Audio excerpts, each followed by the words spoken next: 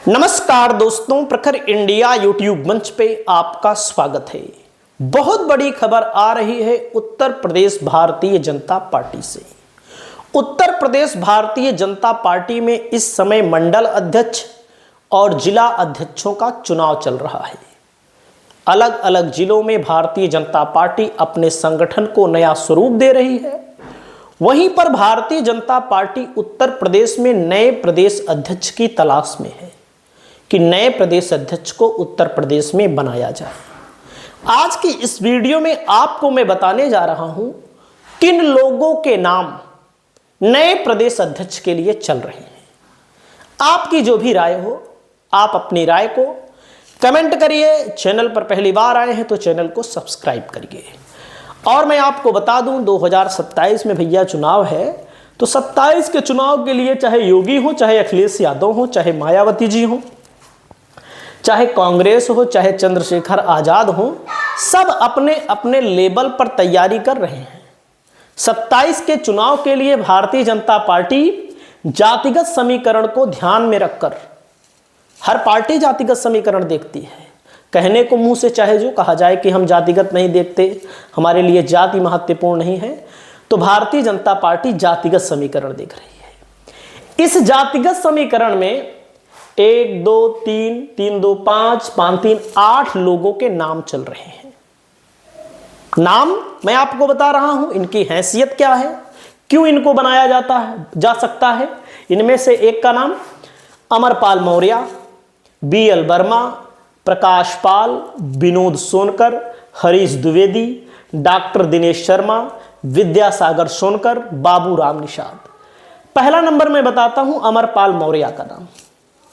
मौर्य जी का नाम इसलिए चल रहा है क्योंकि समाजवादी पार्टी 2024 के चुनाव में, कोई हमारी बात अगर आपको हो सकता है गलत लगे तो बताइएगा, भारतीय जनता पार्टी को अधिकतर मौर्य ने वोट दे दिया था 2024 में। क्यों? क्योंकि भाजपा ने 3 टिकट दिया, सपा ने 6 टिकट दिया। टिकट के अलावा भी समीकरण ऐसा बना था कि भाजपा ज्यादा नहीं कहेंगे, 50-60% तो मौर्य छटक गए थे। जहां जहां टिकट बिरादरी वालों को मिला था, मौर्य वालों को, वहां 70-80-90% तक छिटक गए भाजपा से। जहां नहीं मिला था उसकी बगल की लोकसभा में भी छिटक गए। तो यहां पर भारतीय जनता पार्टी ओबीसी के चेहरे के तौर पर अमरपाल मौर्य, जो वर्तमान में पिछड़े वर्ग के प्रदेश महामंत्री हैं, राज्यसभा के वर्तमान के सांसद हैं, और पिछली बार जब 22 में चुनाव हुआ था, मनोज पांडे जो इस समय सपा के विधायक हैं, भाजपा के संपर्क में हैं, उन्होंने सपा से बगावत कर ली है, उनके सामने चुनाव लड़े थे, 5-6 हजार से हार गए थे। पूर्व केंद्रीय मंत्री उमा भारती के सहयोगी के रूप में काम कर चुके हैं। केशव प्रसाद मौर्य की टीम में प्रदेश मंत्री बने थे। महेंद्र नाथ पांडे की टीम में रहे हैं। स्वतंत्र देव सिंह, भूपेंद्र सिंह चौधरी।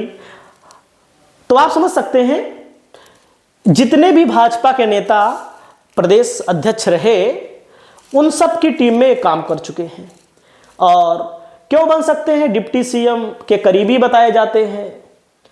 प्रदेश महामंत्री संगठन धर्मपाल सिंह से भी उनकी करीबी है, ब्रजेश पाठक से भी करीबी है। लोकसभा चुनाव के बाद भाजपा मौर्य समाज को साधने का प्रयास कर रही है। मौर्य समाज में मौर्य आते हैं, सैनी आता है, शाक्य आता है, कुशवाहा आता है, कांची आता है, माली आता है। तो इनकी आबादी करीब 4% है। तो 4% आबादी को साधने के लिए बीजेपी इनको बना सकती है। मान लीजिए नहीं बनाती है तो क्या होगा? अगला नाम आ रहा है बीएल वर्मा का। बीएल वर्मा बसपा से भाजपा में आए हैं, ओबीसी मोर्चा के पदाधिकारी भी रहे हैं। बीएल वर्मा लगातार दूसरी बार केंद्र में मंत्री हैं। क्यों बन सकते हैं? पूर्व सीएम कल्याण सिंह के निधन के बाद बीएल वर्मा ही लोध समाज के बड़े नेता के तौर पर जाने जाते हैं बीजेपी के अंदर। केंद्रीय गृह मंत्री अमित शाह के करीबी हैं। लोध समाज भाजपा का वोट बैंक माना जाता रहा है, पहले से, आज भी है। लेकिन सपा लगातार इसमें सेधमारी करने का प्रयास कर रही है। बीएल वर्मा को प्रदेश अध्यक्ष बनाने से पिछड़े वर्ग में पकड़ बनाने में इनकी भूमिका रहेगी। और इनकी आबादी, लोध समाज की आबादी 4.90, मौर्य समाज की 4% बताई गई। और लोध समाज की 4.90% यहाँ पर इनकी आबादी है, इसलिए इनका भी नाम उछाला जा रहा है। हरीश द्विवेदी हैं। हरीश द्विवेदी बस्ती से 2 बार के सांसद रहे हैं, पार्टी के राष्ट्रीय महामंत्री और अब की बार चुनाव हार गए। असम प्रदेश के प्रभारी भी हैं। क्यों बन सकते हैं? क्योंकि ब्राह्मण वोट बैंक बीते कुछ समय से ब्राह्मण भाजपा से नाराज भी रहा है। इसका असर लोकसभा चुनाव में देखने को मिला। हालांकि मेरा खुद का मानना है ब्राह्मण बीजेपी को वोट भरपूर दिया था। कोई बात माने ना माने, बात अलग है। लगातार 2 बार पिछड़े समाज के प्रदेश अध्यक्ष की कमान सौंपी जा रही है, इसलिए अब की बार हो सकता है इनका नंबर आ जाए। वहीं पर दिनेश शर्मा का भी नाम आ रहा है ब्राह्मण के तौर पर। जो दिनेश शर्मा उप मुख्यमंत्री थे पहली सरकार में, योगी जी की पहली सरकार में उप मुख्यमंत्री थे, तो पूर्व डिप्टी सीएम, वर्तमान के राज्यसभा सांसद हैं। लगातार 2 बार लखनऊ के महापौर, भाजपा संगठन के चुनाव के राष्ट्रीय प्रभारी भी रहे हैं। आरएसएस भाजपा के बहुत करीबी हैं। क्यों बन सकते हैं? यूपी में भाजपा के ब्राह्मण चेहरे हैं और डिप्टी सीएम पद से हटने के बाद ब्राह्मण समाज काफ़ी सक्रिय भी है और इसी वजह से पार्टी इनको राज्यसभा भेजी है, तो इनको बना सकती है। अगला सबसे तगड़ा नाम आ रहा है विद्यासागर सोनकर का। विद्यासागर सोनकर जो हैं प्रदेश महामंत्री रहे हैं भाजपा के, पूर्व सांसद, वर्तमान के एमएलसी। क्यों बन सकते हैं? 2019 में भी इनका नाम चल रहा था, 22 में। 3 साल में होता है भैया, भाजपा के अंदर जो नियम है, भाजपा के संविधान में 3 साल। और प्रदेश अध्यक्ष के प्रबल दावेदार थे। सोनकर समाज के बड़े नेता हैं। भाजपा और आरएसएस में इनकी गहरी पकड़ है, तो आप समझ सकते हैं सोनकर वोट बैंक को साधने के लिए बीजेपी इनको आगे कर सकती है। और वहीं पर दलित कैंडिडेट की दौर में पूर्व सांसद रमाशंकर कठेरिया, प्रदेश महामंत्री प्रियंका रावत, एमएलसी लालजी निर्बल, एससी मोर्चा के प्रदेश अध्यक्ष रामचंद्र कनौजिया भी दावेदार है। अगला नाम आता है पाल समाज का। पाल समाज का मतलब गडरिया समाज, जिसके प्रदेश अध्यक्ष को समाजवादी पार्टी से है। अपना दल यस के भी प्रदेश अध्यक्ष गडरिया समाज से हैं। तो आप समझ सकते हैं कानपुर के क्षेत्रीय अध्यक्ष हैं, लंबे समय से आरएसएस से जुड़े हुए हैं।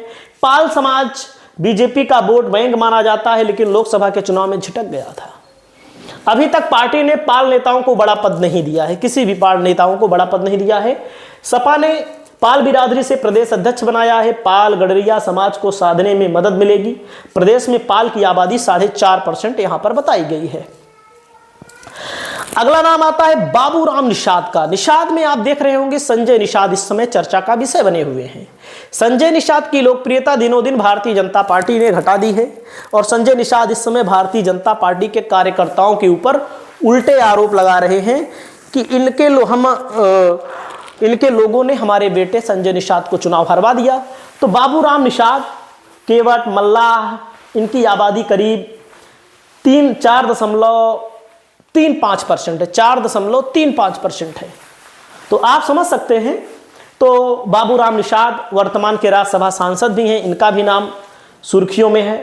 तो आपकी क्या राय है? प्रदेश अध्यक्ष बनाने से किसी पार्टी का वोट बैंक बढ़ेगा? प्रदेश अध्यक्ष बनाने से भाजपा को फायदा होगा? किसे भाजपा को प्रदेश अध्यक्ष बनाना चाहिए? कमेंट करके बताइए। नमस्कार।